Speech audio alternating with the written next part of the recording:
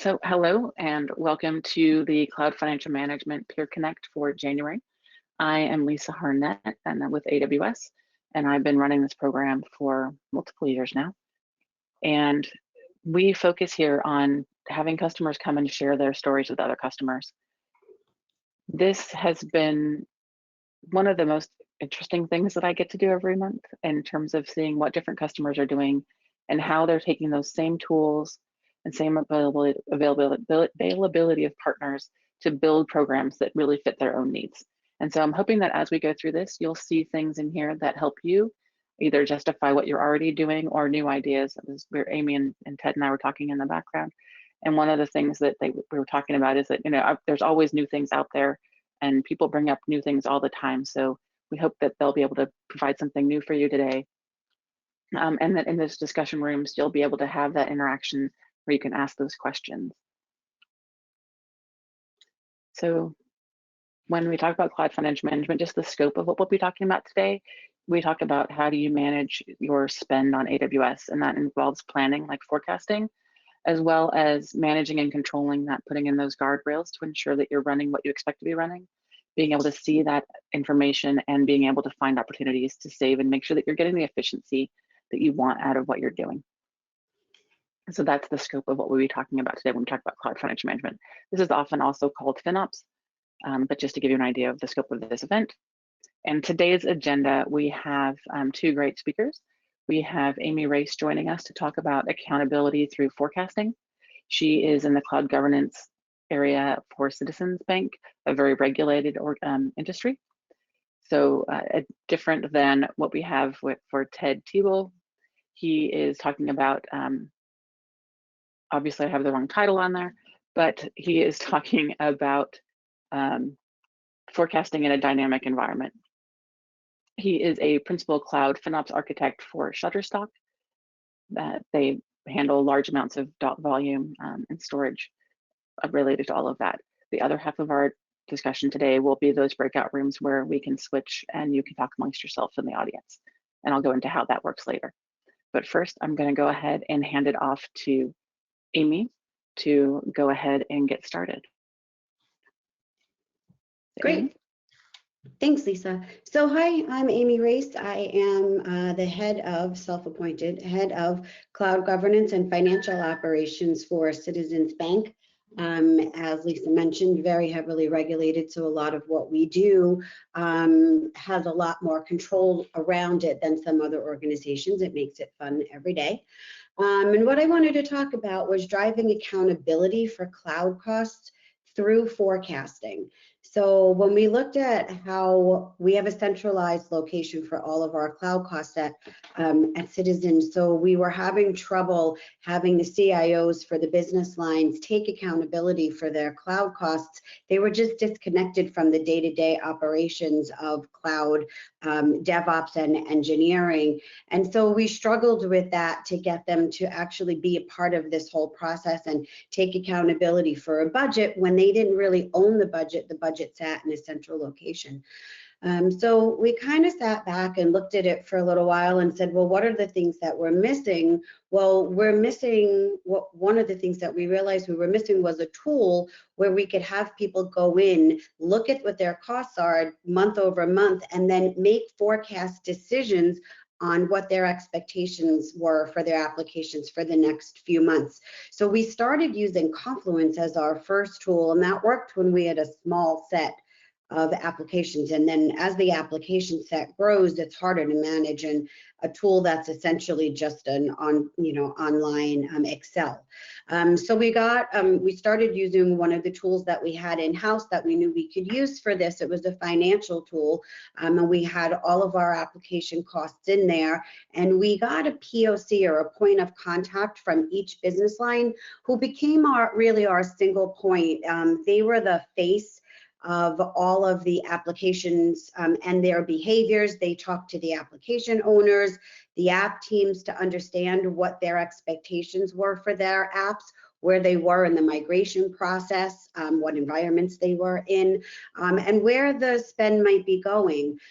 We created this whole process around how we're going to ask people to go in and do their forecasting. Then we had to make sure that we were able to show the data in a meaningful way. And I don't have all of the screenshots here, but underneath what you're seeing on the screen here is all of the supporting data. So every application by every meaningful metric that you could be looking at it, whether it be environment, whether it be what the products are, all different ways to show the data. And then we had a whole forecast, budget, variance tab in here as well. So once we got the POCs, we trained them on how to do forecasting, what were the important things that they needed to know about the behavior of their applications.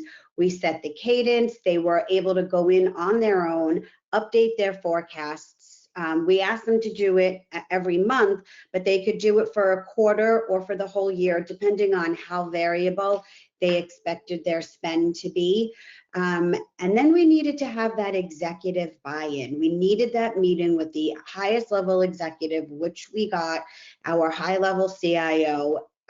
Lots of people are called CIOs at our company. So the head of each business line is the CIO. They report to the CIO. But then we got those meetings on the calendar. So now we sit in front of the CIO every month. And what we do is we show the data, we show the variances, we show it by department, we can show it by product, we can show it in all different ways. But the POCs from each one of those business lines are accountable to speak and make it clear as to why there are variances, why they're high, why they're low, what's going on with the apps. We show the big drivers. We show the applications that have the biggest optimization opportunities, and those business line CIOs are held accountable. And my CIO does a great job of questioning. He knows what the questions are to ask. He knows how to hold people accountable. And it's taken about 5 or 6 cycles of this on monthly cycles to get it really down pat where it really works well now. And we have the cadence, but we are, can you go to the next slide, Lee? We feel now that we've been doing this for so long that we're getting departments who have variances that are between 0 and 5%. Some of them are spot on with what their expectations are. And then when the variances are higher, it usually has to do with a migration. They're in the middle of migrating and they're testing out different things. But the business lines are the people talking about all of these things and making sure that they understand what their initial expectation is, because we also have an estimation process.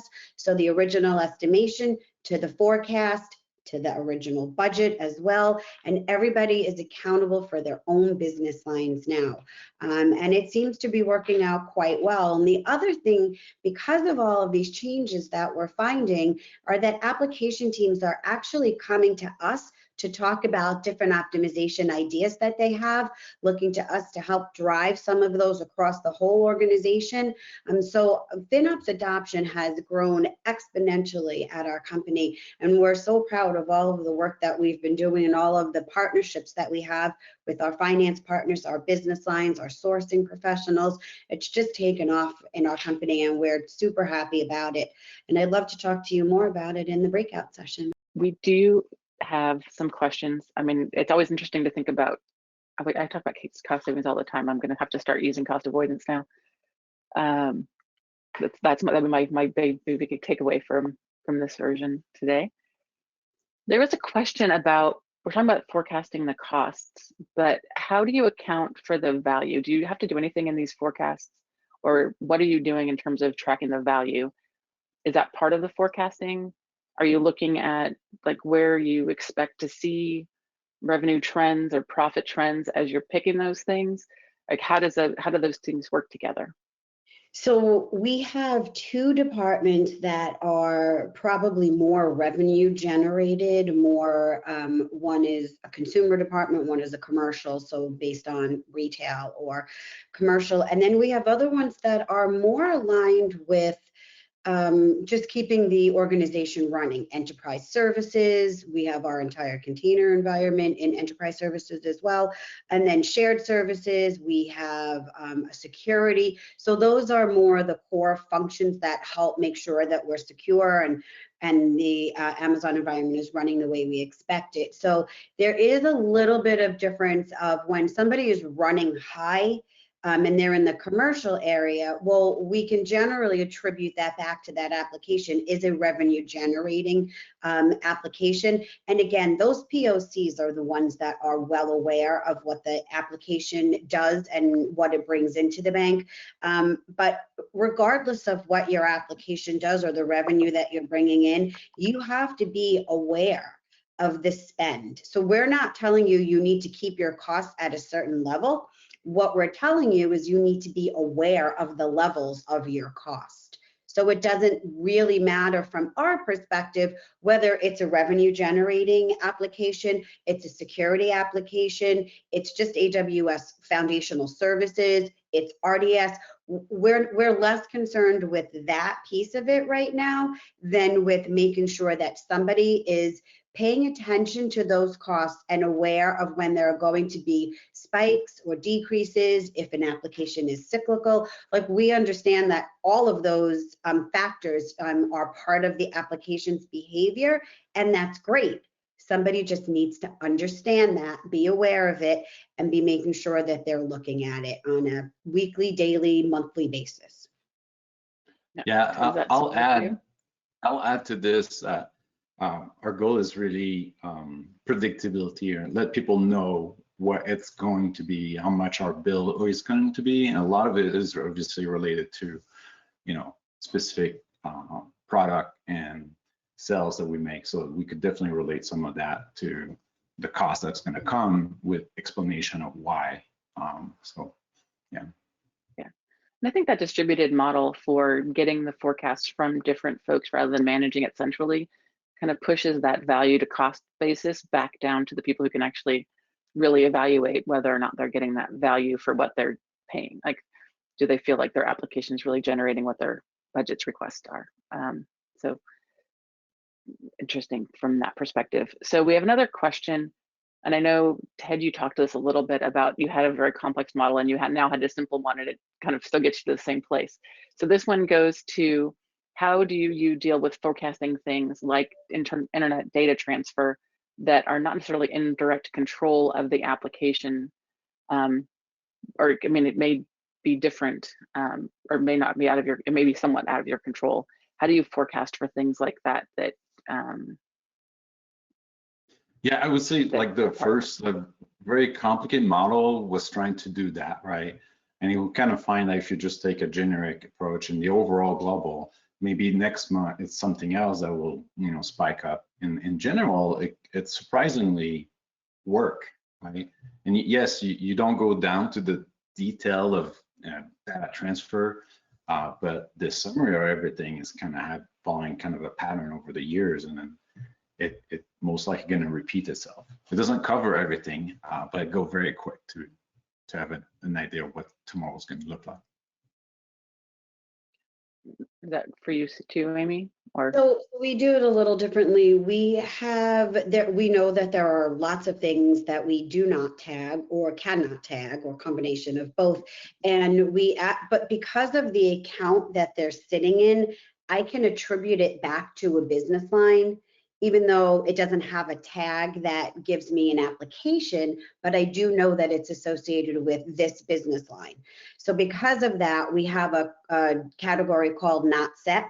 And I loved when we first started to show not set, people were freaking out. What is not set? Why do we have that? People don't understand. So we try to educate them on the not set. And we did the best we could to go and put application ID tags into as much not set as we can. But a lot of it is the data moving around and into some of our monitoring tools and our logging tools. So what we do now is we actually forecast for the not set. So generally speaking, it runs at a consistent number every month, but we do talk about that. And if they expect heavy spikes in application usage from outside of our organization, or even if it's something that we're rolling out internally, if they expect high usage of something, or a testing period or a DR thing, we talk about that in our forecast conversations. We meet with these teams every month and talk about this, and then we'll adjust that not set category. Yeah, and actually that's one of the things that I found too when I was doing forecasting before I came to AWS. It's that consistently looking at it, you can see what those trends are, and you get better at, not really guessing, but you get better at predicting what Yes. those levels are going to be going forward. You kind of see what the levers are that really move the needle. So it's really, I think that regularity of that monthly forecast or the or whatever cadence works for your organization.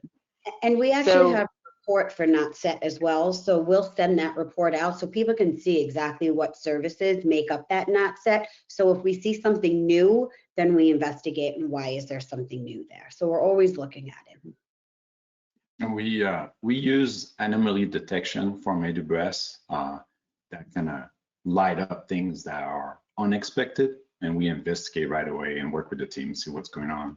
And that could be data transfer increasing. Super useful. Yep.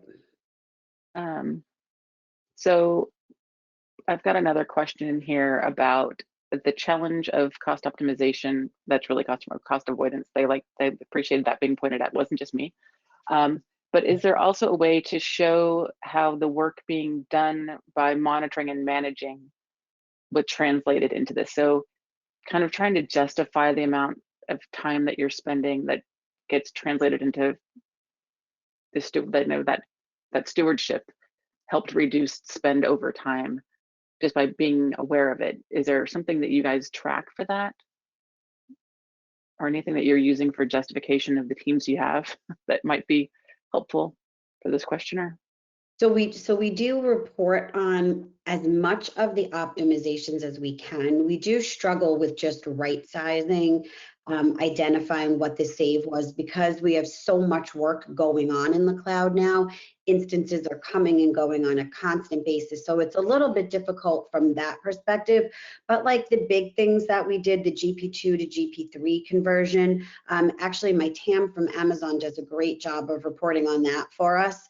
So he gives me a monthly report on how much we've saved. And if you look at cost optimization or avoidance saves by individual application or by individual department either, sometimes they don't equate to that much money that it would be significant.